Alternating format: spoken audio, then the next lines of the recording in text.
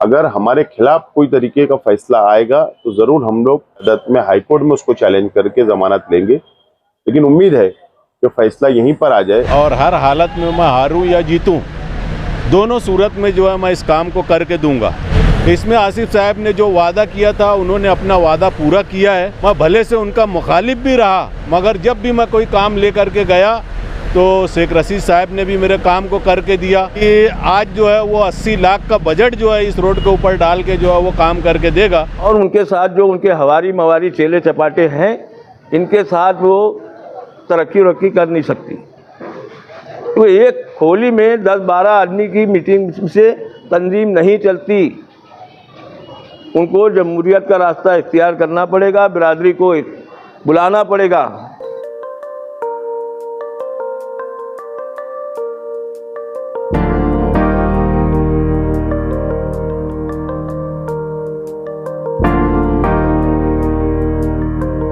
बिस्मिल्लाहिर्रहमानिर्रहीम। ये रोड का काम जो आज होने जा रहा है, 60 फीटी रोड जाफ़र नगर आगरा रोड से लेके जो है इस्माइल मुल्ला के घर के पास तक का, ये 80 लाख का फ़ंड जो है इस पे मंजूर हुआ है। और ये असम्बली के वक्त जो है शेख आसिफ साहब ने वादा किया था कि ठीक है, ये रोड के ऊपर जो है मैं बजट डाल दूंगा और हर हालत में मैं हारूं या जीतूं, दोनों सूरत में जो है मैं इस काम को करके दूंगा। एक रोड का वादा उन्होंने और मुझसे किया था काली खोली में, वो रोड का भी काम जो है उसके ऊपर भी जो है 40 लाख का बजट जो है वो डाल दिया गया है। टेंडर कॉल हो गया, वर्क ऑर्डर हो गया और ये आज जो है तो ये काम की शुरुआत जो है मेरे घर के पास से जो है तो हो रही है। इसमें आसिफ साहब ने जो वादा किया था, उन्होंने अपना वादा पूरा किया है। और जब भी मेरा उन लोगों से इत्तेफाक पड़ा है, जब शेख रशीद साहब थे, जब भी जो है मैं भले से उनका मुखालिफ भी रहा, मगर जब भी मैं कोई काम ले करके गया तो शेख रशीद साहब ने भी मेरे काम को करके दिया। और आज जो है उसी रविश पर जो है उनका बेटा शेख आसिफ भी जो है, भले से वो हार गया।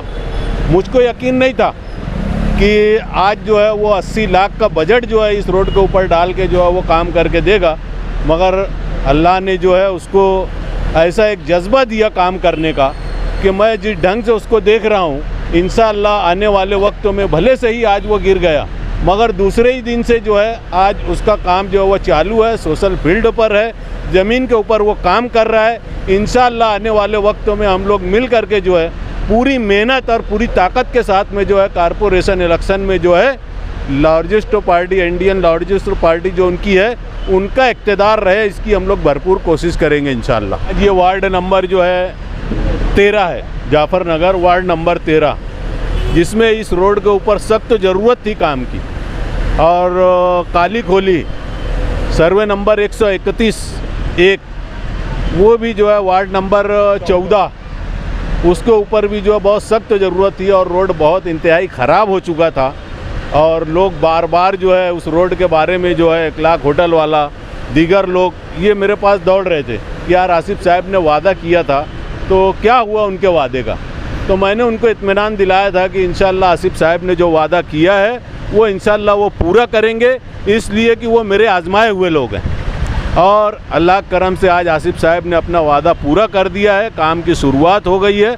हम लोग सब शेख आसिफ के साथ में हैं और इंशाअल्लाह पूरी मेहनत करेंगे कि उनकी सीट निकले। रोड कैसा बनेगा, कहाँ तक बनेगा? ये रोड जो है यहाँ, ये मेरे घर के पास से जो है जो गेट बना हुआ है आगरा रोड पर, वहाँ तक का जो है ये रोड दोनों साइड ये कंक्रीट रोड जो है, सीमेंट कंक्रीट जो रोड जो है ये बनने वाला है। जन्म दाखिले का जो मामला है, सीआर नंबर 40 जो मालेगांव में सबसे पहला सीआर रजिस्टर हुआ था, उसमें कल जब हम माइनॉरिटी डिफेंस कमेटी के वकला जज साहब के सामने आर्गूमेंट कर रहे थे, रिप्लाई दे रहे थे, उस वक्त जज साहब ने हमसे क्यूरी पूछी कि जो आरोपी नंबर 2 है नजमा बानो और आरोपी नंबर 3 शबाना बानो, ये दोनों के जो डॉक्यूमेंट्स है, जो इन्होंने तहसील ऑफिस में जो अर्जी एप्लीकेशन मूव किया था जन्म दाखिला मिलने के लिए, उसकी कॉपी, उसके साथ में जो डॉक्यूमेंट्स उन्होंने फाइल किए थे और तहसीलदार ने जो आदेश दिया था, इसकी कॉपी चार्जशीट में है क्या। कल हमने हमारी जो कॉपीज़ थी चार्जशीट की, उसमें हमने सर्च किया और हमको ऐसा कोई भी पेपर चार्जशीट में नहीं मिला। हमने जज साहब को थोड़ी देर के बाद रिप्लाई दिया कि ऐसा कोई भी डॉक्यूमेंट हमारी चार्जशीट में नहीं है, और हमारी मालूमात के हिसाब से ओरिजिनल चार्जशीट में भी ये सब डॉक्यूमेंट्स अवेलेबल नहीं है। कोर्ट ने हमारी बात सुनने के बाद ऐसा कहा कि हो सकता है एक बार आप बड़ी चार्जशीट है, 2000 से ज़ायद सफ़हात पर है, इसके लिए आप एक मरतबा बारीक बिनी से मुतायला करें और मैटर मैं कल रखता हूँ, यानी आज रखे थे जज साहब ने। और जज साहब का ये भी बोलना था कि अगर समझिए ये डॉक्यूमेंट्स चार्जशीट में नहीं होते हैं तो इसका डायरेक्ट बेनिफिट जो है आरोपी नजमा बानो, शबाना और सैयद साजिद को मिल सकता है। आज जब दोपहर में हमने 3 बजे दोबारा मैटर की शुरुआत हुई तो हमने कोर्ट को फिर बताया कि हम 2 से 3 मरतबा हमने पूरी चार्जशीट देखी है, हमने ओरिजिनल चार्जशीट भी देखी है, लेकिन कहीं भी ये डॉक्यूमेंट्स अवेलेबल नहीं है। उसी वक्त इन्वेस्टिगेशन ऑफिसर और सरकारी वकील जो स्पेशल है, उनके जो जूनियर असिस्टेंट थे, वो वहाँ पर आए हैं और उन्होंने कोर्ट से जो है पुराना CRPC की जो कलम है 173(8), जिसमें इन्वेस्टिगेशन ऑफिसर को ये पावर होती है कि अगर उनको जो भी चार्जशीट फाइल की गई है उसमें उनको अगर कोई और भी एविडेंस मिलता है, पुरावा मिलता है, तो वो दाखिल कर सकते हैं। तो उनकी तरफ से एक अर्जी एप्लीकेशन आज मूव हुआ है कि हमको जो है ये तीनों एक्यूज के पेपर सप्लीमेंट्री चार्जशीट में फाइल करना है। इसके लिए हमको 173(8) की पावर यूज़ करके हमको इसकी परमिशन दी जाए कि हम ये डॉक्यूमेंट्स ओरिजिनल चार्जशीट में दाखिल कर सके। हमने आज इसके लिए रिप्लाई के लिए टाइम मांगा है और कोर्ट ने कल हमारे रिप्लाई के लिए मैटर रखा है। और जज साहब का आज ये भी बोलना था डाइस से कि जिस वक्त कोर्ट ने ये क्यूरी पूछी उस वक्त ये पेपर बना कर लिया गया है, यानी कि कायदे से जो लैकुना होता है, जो गलती इन्वेस्टिगेशन ऑफिसर से हुई है चार्जशीट फाइल करने के वक्त, उसको फिलअप करने के लिए, उसको पूर्ण करने के लिए पुलिस ने सप्लीमेंट्री चार्जशीट में आज ये डॉक्यूमेंट फाइल करने का एप्लीकेशन मूव किया है। जी, कल जज साहब ने हमसे क्यूरी पूछा था कि जो बाकी के एक्यूज के एप्लीकेशन, डॉक्यूमेंट और आदेश है, इनके आरोपी है क्या, और अगर ये आरोपी के ओरिजिनल पेपर तहसील ऑफिस से लेकर चार्जशीट में लगाए गए हैं तो उसमें अर्जदार ने किस नाम से एप्लीकेशन मूव किया है और उन्होंने क्या डॉक्यूमेंट लगाए हैं, वो कोर्ट को देखना था।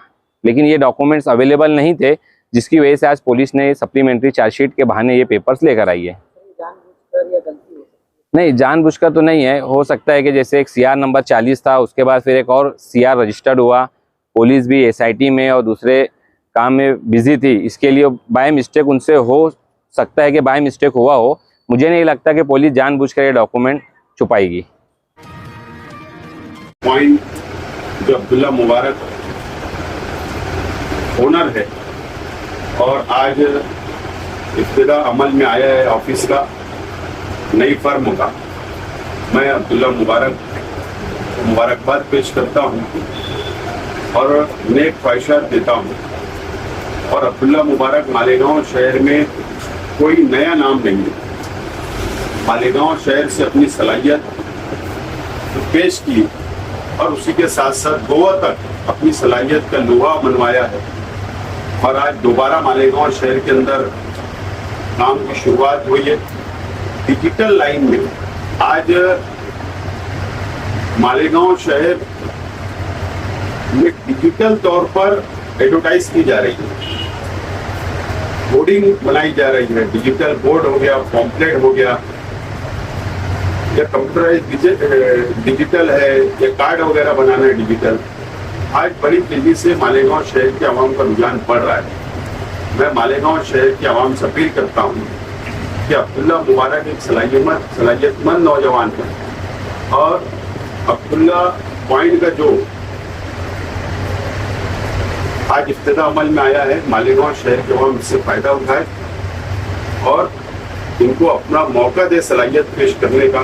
मुझे उम्मीद है मालेगांव शहर की आवाम अब्दुल्ला मुबारक और इनकी फर्मों का ताउन करेगी। मुझे बहुत खुशी हो रही है कि आज हमारे अजीज अब्दुल्ला मुबारक ने करीब से कि एक नई फर्म का मुबारक पॉइंट के नाम से खुदा हुआ, दुआ के ज़रिए अल्लाह की याद और उसके ज़िक्र यहाँ माशाअल्लाह इन्होंने जो स्टोरी दिखाया, जो तफसील बताई, इससे इनकी महारत का भी अंदाज़ा हो।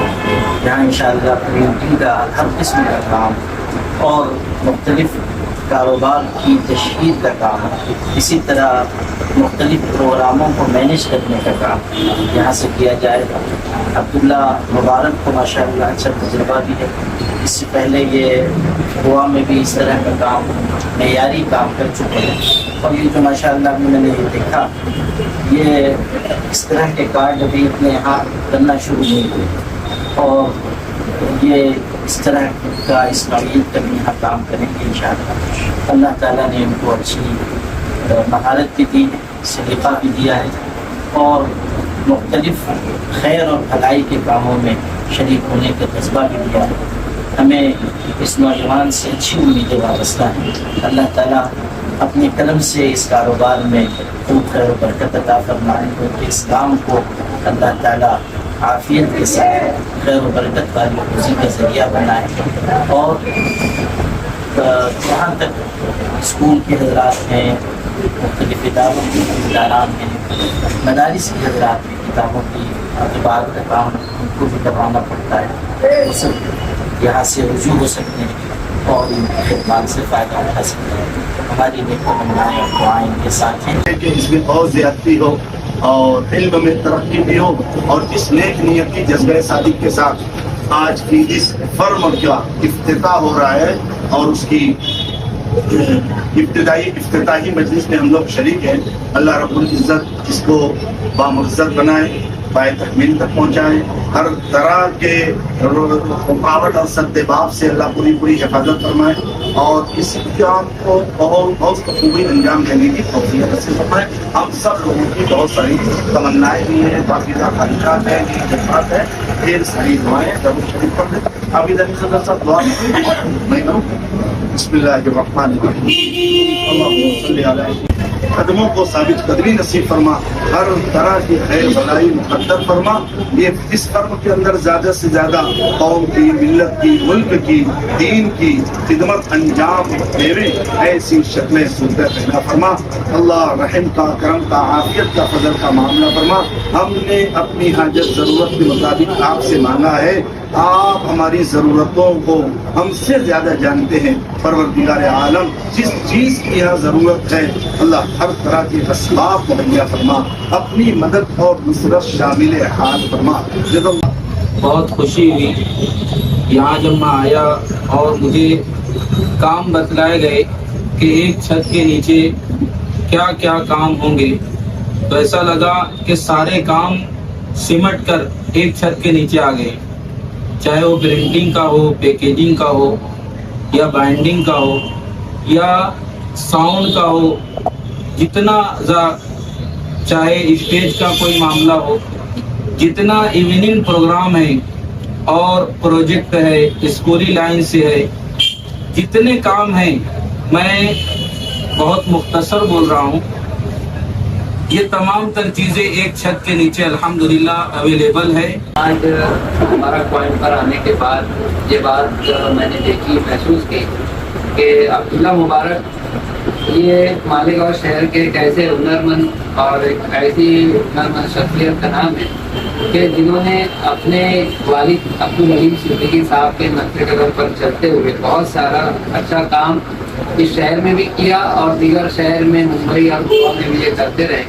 और अब इंशाअल्लाह ये हमारे अपने शहर में भी अपनी खिदमत अंजाम देना चाह रहे हैं और इसमें बहुत सारी नई नई चीज़ें, खुसूसी तौर पर स्कूली डिपार्टमेंट जो हमारा है, यानी स्कूल की जो दुनिया हम जिसे कहते हैं, तालीमी दुनिया, एजुकेशन की दुनिया, उस एजुकेशन लाइन में इंशाअल्लाह मुझे ये उम्मीद है कि अब्दुल्ला मुबारक जो है बहुत बेहतर चीज़ें हमारे लिए लेकर के आए हैं और शहर के तमामी तालीमी अदारे धीरे धीरे इनसे जुड़ते जाएंगे, ऐसी मैं उम्मीद रखता हूँ। और आज यहाँ मैं शहदा एजुकेशन फाउंडेशन की जानिब से अब्दुल्ला मुबारक को और अब्दुल हलीम सिद्दीकी साहब और इसकी पूरी फैमिली को मुबारकबादी दूंगा। इन्होंने मुबारक पॉइंट का जो पॉइंट लिया, जो जगह ली है, शहर का एकदम कर्ब एरिया है और दरमियानी हिस्सा है, यहाँ लोगों को आने जाने में आसानी होगी, ये लोगों से रास्ते में रहेंगे। और आप एक बड़ी कंपनियाँ हैं, हमारे लोग हैं, उसके अलावा बहुत सारे कारोबार हैं, लेकिन वो होने के बाद भी मार्केटिंग नहीं हो पाती है। तो इंशाअल्लाह अब्दुल्ला मुबारक के ज़रिए अगर लोग इनसे जुड़ेंगे और रब्ता करेंगे तो ये मैनेजिंग लाइन में और किस तरीके से हम हमारे कारोबार को ऐड करें, उसकी ग्रोथ को बढ़ा सकते हैं, उसको बढ़ा सकते हैं। इंशाअल्लाह ये उसमें काम करने वाले हैं।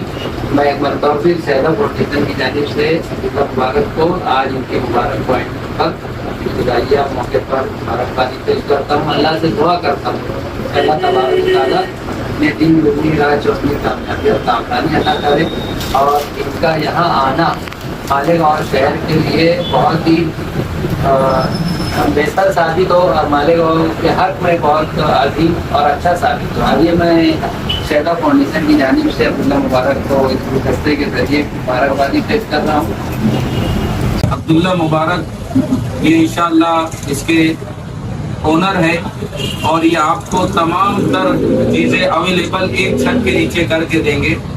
मैं अपनी जानिब से नेक ख्वाहिशात पेश करता हूँ कि अल्लाह ताला इनको दिन दोगनी रात चौगनी तरक्यात से माला माल फरमाए, हर तरह की इनके साथ आफियत का मामला फरमाए। माइनॉरिटी डिफेंस कमेटी की जानिब से एडवोकेट अजीम खान साहब, एडवोकेट तौसीफ साहब, एडवोकेट आरिफ साहब, एडवोकेट बाकी हमारा लीगल सेल काफ़ी मेहनत कर रहा है, कोर्ट के अंदर केस लड़ रहा है। और आज मैं वकील साहब से मेरी मुलाकात हुई, हमारी काफ़ी लंबी बातचीत हुई है और जो फिक्र जो लोग जेल में है उनके परिवार को है, उसी तरीके से माइनॉरिटी डिफेंस कमेटी को भी फिक्र है। और इसीलिए हम लोग आज वकील साहब ने आपको बताया कि बहस मुकम्मल हो गई है दोनों तरफ से और इंशाल्लाह 8 दिन के अंदर अंदर उसका नतीजा आना चाहिए, फैसला आना चाहिए। हम लोग इंतज़ार कर रहे हैं क्या फ़ैसला आता है। अगर हमारे खिलाफ कोई तरीके का फ़ैसला आएगा तो ज़रूर हम लोग एडवोकेट अजीम खान साहब की क़यादत में हाई कोर्ट में उसको चैलेंज करके ज़मानत लेंगे। लेकिन उम्मीद है कि फ़ैसला यहीं पर आ जाए और ज़मानत सब लोग को मिल जाए। देखिए, असल में मुख्तलिफ लोग जो अभी ये जो कागजात के SIT जो बैठी है, SIT तो माशाल्लाह पूरी मुकम्मल हो चुकी है और यहाँ तक हमारी मालूमात एक भी रोहिंग्या बांग्लादेशी नहीं मिला है। लेकिन SIT की इंक्वायरी करते करते बीच में ये जो नए केसेस दाखिल किए कि भाई कागजात में हेरा फेरी है, कुछ काम में गलत है, उस सिलसिले में कई लोगों को अरेस्ट किया गया था। तो कुछ वकील भी थे, 2 वकीलों को बेल पे अदालत ने छोड़ा है। एक को यहीं से छोड़े थे, खालिद यूसुफ जी है, वो दिल्ली तक गए और दिल्ली से फिर सुप्रीम कोर्ट ने उन्हें एंटीसिपेटरी बेल दी। बाकी दोबारा और एक वकील को अरेस्ट किया, वो भी कोर्ट ने छोड़ दिया है। कारपोरेशन के कुछ लोग थे, नवाब थे, वो अभी तक अंदर हैं। शगुफ्ता वो भी एम्प्लॉई अंदर है और बाकी के जिन्होंने एप्लीकेशन बनाए थे, कुछ एजेंट वगैरह जो है, तो सबके जो एप्लीकेशन थे उसकी समाप्त हुई, क्योंकि इसमें स्पेशल प्रोसिक्यूटर की शिशिर हीरे की नियुक्ति की गई थी और वो मसरूफ़ रहने की वजह से रहते नहीं, उसकी वजह से वो थोड़ा वक्त लगा। और जो पेचीदगी है, 2 मुख्तलिफ जज साहबान के सामने केसेस हियरिंग पे है और 4 ऑफेंस रजिस्टर हुए, उसके भी एक दूसरे का ताल्लुक आता है। तो उस हिसाब से पूरी समाप्त हो गई। जो रिप्लाई देना था वो भी दिए, कुछ हाई कोर्ट सुप्रीम कोर्ट के नज़ीर भी बताए हैं। और चूँकि चार्जशीट आ चुकी है और काफ़ी ज़्यादा पेजेस है, तो अदालत बारीक बीनी से वो पढ़ने के बाद में फ़ैसला करेगी। तो अभी तमाम वकला की और हमारा रिप्लाई वगैरह हो गया है। अब वो इंशाल्लाह अंदरूनी हफ्ता अदालत उसके ऊपर हुक्म करेंगे जो भी करना है। हम पूरी उम्मीद है 2-3 लोगों को छोड़ के बाकी के सब लोगों की इंशाल्लाह जमानत हो जाएगी। जिनके खिलाफ एविडेंस है, मतलब जो ऑफिसर्स है रेवेन्यू के या वो है जिनके खिलाफ ज़्यादा एविडेंस आए होंगे, शायद उन्हें ना छोड़े। लेकिन बाकी जो भी जो एप्लीकेशन है, जो अर्जदार है जिन्होंने अपने बर्थ एक्सट्रैक्ट बनाए और जो मुलविस पाए गए या और दूसरे लोग हैं, तो उम्मीद है कि इंशाल्लाह अदालत उन सबको बरी कर देगी। हम पूरी उम्मीद है। और दोनों जज साहिबान जो बहुत बारीक बीनी से मुताला कर रहे हैं, कई चीज़ें पूछी उन्होंने और इसीलिए वक्त गया कि भाई हम मुतमईन नहीं कर पाए, ये पूरा पढ़ के बताते फिर बताए। कुछ सवालात अदालत ने भी पूछा है और उसमें सिर्फ अभी शायद आयो से कुछ बाकी था, तो वो भी साहब ने उनको बोला तो 1-2 दिन में शायद आयो से कुछ सवालात पूछेंगे जो उनको पूछना है कि भाई इसके अलावा और क्या है। जैसे एक साजिद है, उसके बारे में पूछे कि ये राशन कार्ड गलत है, इसके अलावा और क्या है बोल के। ऐसा तो कुछ चीज़ें वो आयु से क्लियर करने वाली। लेकिन वकील हजरात के आर्गूमेंट हो चुका है, सरकारी वकील का आर्गूमेंट हो चुका है, अब वो मसला ख़त्म हो गया। अदालत को इख्तियार है कि आयु से कुछ जो क्यूरी से पूछने का उतना बाकी था, शायद 1-8 दिन में कोर्ट उनको बुला के वो पूछ ले और फिर दोनों ऑर्डर जो है वो इंशाल्लाह अंदरूनी हफ्ता हो जाएगा। हम लोग पूरी उम्मीद है, डिफेंस कमेटी ने पूरी मेहनत की, तमाम वकीलों ने मेहनत की है और भी जो दूसरे वकील हैं उन्होंने भी अपने अपने मौकिल के लिए काफ़ी मेहनत की है। हम लोग तो पूरी उम्मीद है बाकी जो कागजात है और जो अदालत का अपने व्यू रहेंगे इंशाल्लाह देखते हैं। पहले तो मैं एक बात वादे कर दूं कि मोमिन कॉन्फ्रेंस, ऑल इंडिया मोमिन कॉन्फ्रेंस पूरे हिंदुस्तान के अंसारी मोमिन जुलाहा बिरादरी की वाहिद नुमाइंदा जमात है। इसके बानी हज़रत अब्दुल क़य्यूम अंसारी साहब रहमतुल्लाह अलैह बिहार से जो वज़ीर बनाए गए, वो इसके बानी मुबानी थे। और उसके बाद से मुख्तलिफ सिलसिला चलते चलते चलते वो ज़ियाउर रहमान अंसारी और उसके बाद आज फ़िरोज़ अंसारी साहब तक का सिलसिला पहुंचा। लेकिन जिस तरीके से पुराने ज़माने में हमारी जमात मोमिन कॉन्फ्रेंस फाल और सरगर्म रही है, उसके बाद धीरे धीरे जैसे उसमें एक जुमूद सा तारी होने लगा। मैं कौमी सतह की बात अभी फ़िलहाल इसलिए नहीं करूँगा कि पहले हम अपना ही दामन साफ़ कर लें। हमारे शहर का जो मामला है वो बहुत ही अजीब है। बड़ी मुश्किल से हमने कुछ लोगों को इधर उधर करके दाएं बाएं करके एक स्ट्रक्चर बनाया और उसके बाद वो तंजीम मालेगांव में जमील क्रांति साहब की सदारत में हमने उसको आगे बढ़ाने की कोशिश की। लेकिन अफसोस की बात है कि जमील क्रांति साहब जमहूरियत को अपनाने की बजाय आमरीत की राह पर गामजन हो गए। मीटिंगों में 10 से 12 आदमी, अरे 6 से 7 लाख, 8 लाख, 10 लाख की बिरादरी जहाँ पर हो और वहाँ पर एक नुमाइंदा जमात की मीटिंग में सिर्फ 12 आदमी हो, तो बाद में पता चला कि ये करिश्मा साजी जो है दावतनामा देने वालों की होती है कि उनको कहा जाता है कि इनको बुलाना, बाकी को मत बुलाना। क्यों? कि इनकी नियतों में इखलास नहीं है। अभी फ़िलहाल जो वाक़या चल रहा है अखबारात में, अब्दुल हलीम सिद्दीकी मेरे अजीज़ दोस्त, मेरे भाई, उनके ख़िलाफ़ मजम्मती बयान दिया जा रहा है। अब्दुल हलीम सिद्दीकी एक ज़माने में तुम्हारा बोले तो नाक का बाल हुआ करता था, आज ऐसा क्या बिगड़ गया? तो पता लगा कि उसने आपके खुफिया मंसूबे को तश्त बाम कर दिया। उसने आपकी चौधराहट की पोल खोल के रख दी कि आप लोगों के दिल में क्या है। आप मरकज़ियत से हटकर और मालेगांव मोमिन कॉन्फ्रेंस की बुनियाद डालने के चक्कर में है, क्योंकि आपको पता है कि फ़िरोज़ अंसारी या कौमी सतह पर देर सवेर आपका पार्टी अकबुल होने वाला है। इसलिए ये, और उसकी एक वजह और भी है, जो 1 नंबर स्कूल में बुनकर भवन की जो तामीर हो रही है उस पर अपना कब्ज़ा और तसल्लुत जमाने के लिए ये अलग से रजिस्ट्रेशन की जो है वो एक साजिश रची जा रही है। वो कितना भी बोले कि वो झूठ बात है, हम लोग को भी मालूम है, 50 मरतबा मीटिंगों में ये बात आ चुकी, लेकिन कोई खुलकर उसकी कोई तायद और हिमायत और मुखालफत नहीं किया। लेकिन आज अब्दुल हलीम ने लिखा तो उसकी मजम्मत करने की क्या ज़रूरत थी? सच बात तो उसने कही है। उसने तो चैलेंज किया कि भाई आ जाओ कब्रिस्तान में फजर की नमाज के बाद कुरान शरीफ हाथ में उठा लो। खैर, अब मैं मजहबी उतना आदमी नहीं हूँ, न मैं मजहबी मामलात, समाजी और सियासी मामलात को मज़हब से जोड़ने की कोशिश करूँगा। लेकिन ये बात तय है कि जमील क्रांति साहब की सदारत में मालेगांव मोमिन कॉन्फ्रेंस और उनके साथ जो उनके हवारी मवारी चेले चपाटे हैं, इनके साथ वो तरक्की कर नहीं सकती। तो एक खोली में 10-12 आदमी की मीटिंग से तंजीम नहीं चलती। उनको जमहूरियत का रास्ता इख्तियार करना पड़ेगा, बिरादरी को बुलाना पड़ेगा। आप ये नहीं कह सकते कि अबे वो एक प्लेट सालन के बराबर है, वो 1-2 पराठे के बराबर है। ये क्या बात हुई? किसी नौजवान को, किसी सहाफ़ी को अगर हम मौका देने की कोशिश कर रहे हैं कि भाई अब नौजवानों का दौर है, हमारी तो उम्र हो गई, 70 की दहाई में आ गए, हमारी ताकत भी नहीं है कि हमको कोई ओहदा चाहिए या हम कोई काम करने के उतने लायक हैं। लेकिन आप किसी की इस तरीके से तजलील तो मत कीजिए ना। हम बार बार कहते हैं, ये फारूक भाई मेरे बाजू में खड़े हैं, शुरू से हम लोग चिल्लाते रह गए कि भाई लिबरलिज्म इसको लाओ, इसको लिबरल रखो। ये तंजीम हमारी बाप दादों की बहुत मेहनत की कमाई है। मैंने अब्दुल क़य्यूम अंसारी साहब का जिक्र किया, आपको उनके बारे में एक बात बता दूं कि मौलाना आज़ाद रहमतुल्लाह अलैह ने उनको मिनिस्ट्री देने से इनकार कर दिया बिहार में हुकूमत जब बनी। तो आप तारीख उठा कर देख लीजिए, क्योंकि मौलाना आज़ाद जो है वो आला तबके से थे मुसलमानों की। हम जिसको बुरा बोलते हैं सरदार पटेल ने अब्दुल कयूम अंसारी की हिमायत की और कहा कि वो गरीबों का और पसमानदा मुसलमान पसमानदा अवाम का नुमाइंदा है, उसको मिनिस्टर बनाया जाए।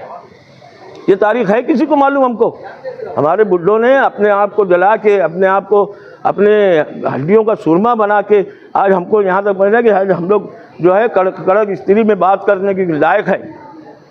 और ऐसी जमात की जो मालेगांव में इस तरीके से नामूसी और नाकदरी हो मजम्मत की जा रही है, फटाफट जिसको देखो चेले चपाटे उठे मजम्मत कर रहे हैं। अरे भैया, मजम्मत करके क्या कर लोगे? कौम का काम करो। ना ओबीसी का ठिकाना है हमारा, ना हमारे पास ना हमको लोन का कोई ठिकाना है, ना रिपर रूम के लिए कोई स्कीम है, खाली अख्तर अंसारी का भी नाम है। हम लोग उस जमाने के मेंबर हैं। अख्तर अंसारी साहब जब उसके जनरल सेक्रेटरी हुआ करते थे और संजय गांधी के बहुत करीब होते थे, उस ज़माने में मैं और फारूक उस ज़माने में सैकड़ों लोगों को मेंबर भी बनाया। हमारी मूछें भी बराबर नहीं थी उस वक्त। हम उस ज़माने के ये मोमिन कॉन्फ्रेंस ये तो सब अभी अभी आए हैं 200 वाले। इनको मालूम है क्या कि मोमिन बिरादरी, मोमिन अंसार और जुलाहा बिरादरी की हिंदुस्तान में रफ़ी शान तारीख़ है। तो मैं यहाँ के सदर मुहतरम से आजिज़ाना अपील करता हूँ कि आमरीत का रास्ता छोड़ के जमहूरियत को अपनाएं, सबको लेकर चलें। सिर्फ धन्ना सेठों की ये जमात नहीं है, ये मज़दूरों की भी जमात है, ये चरखा भरने वाली माँ बहनों की भी जमात है। इतना दिन हो गया ना ख़वातीन विंग बनाई गई, ना मजदूर सेल बनाया गया, ना और कोई चीज़ बनाई गई है। हमारे मजदूरों का रात दिन इस्तेसाल होता है, उनका कोई फिक्र नहीं है। यही सेठ लोग है, हमारे अपने बिरादरी के बच्चे कान पकड़ के बाहर कर देते काम में से। ये सब कौन सा तरीका है? ये कॉन्फ्रेंस वालों का ये सब काम है करने का, और ये काम नहीं करेंगे तो हम इनको चलने नहीं देंगे और इनका हम जीना हराम कर देंगे। मैं ये एकदम साफ और ये अवामी स्टेज से बोल रहा हूँ। बस फारूक भाई भी बोलेंगे अगर कुछ बोलना चाहें तो। अजीज़ गिरामी, हम लोग ऑल इंडिया मोमिन कॉन्फ्रेंस में उस वक्त से है जिस वक्त आमीन अंसारी, ज़ियाउर रहमान अंसारी साहब और भी उन हारून अहमद अंसारी साहबी के मिले, आमीन इसरत साहब, मुस्तफ़ा सेठ बीड़ी वाले, मालेगांव शहर की बात कहकर है। तो हम इन लोगों के साथ में हमने काम किया है और मेंबर भी उसके रहे। लेकिन आमीन अंसारी और ज़ियाउर रहमान अंसारी साहब के इंतकाल के बाद से ऑल इंडिया मोमिन कॉन्फ्रेंस थोड़ी सुकड़ गई थी। लेकिन धीरे धीरे मरहूम अख्तर अंसारी साहब जो जनरल सेक्रेटरी हुआ करते थे मालेगांव शहर में आए। मैं एहतिसाम अंसारी, अब्दुल अलीम सिद्दीकी साहब जो कि अफसरा लॉज में 3 दिन हमने उनका मुकाम यहाँ पे कराया। वहाँ पर बहुत सारे मेंबर साजी हुई, क्रियाजी सभासद हुए। हम लोगों को कहा गया कि यार आप इस तंजीम से और अच्छे से जुड़ें। उस पीरियड में मुझे ऑल इंडिया यूथ मोमिन कॉन्फ्रेंस का प्रेसिडेंट बनाया गया। उसके बाद में हमने बहुत सारे काम किए, बिरादरी के ताल्लुक़ से, गैर बिरादरी के ताल्लुक़ से, मुसलमानों के ताल्लुक़ से हमने बहुत सारे काम किए। लेकिन बाद में वो तंजीम थोड़ा सा और ये हो गई तो एहतिसाम भाई ने का कहना ऐसा था कि यार फारूक भाई अपन यवला चलते हैं, भिवंडी चलते हैं, नागपुर चलते हैं। तो इनके साथ में मैं कई शहरों में हम लोग सब दोनों साथ में गए और वहाँ पे भी तंजीमें खड़ी करने की कोशिश की। हालात हम लोगों का साथ नहीं दिया, बिरादरी के लोगों ने साथ देने की बहुत कोशिश की लेकिन हम कामयाब नहीं हुए। दूसरा ऐसा कि जब इस शहर में फिरोज अंसारी साहब का आगमन हुआ, यहाँ पे आमद हुई, तो हम लोगों को बहुत खुशी हुई कि यार ये तंजीम अब इनके नेतृत्व में, इनकी क़यादत में बहुत आगे जाएगी। इसके लिए हम आगे आगे थे।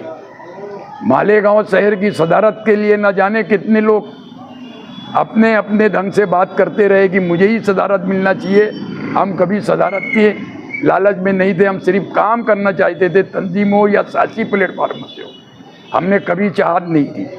हमने ये भी देखा कि मालेगांव की सदारत के लिए बम्बई जैसे शहर में वहाँ बैठक हुई।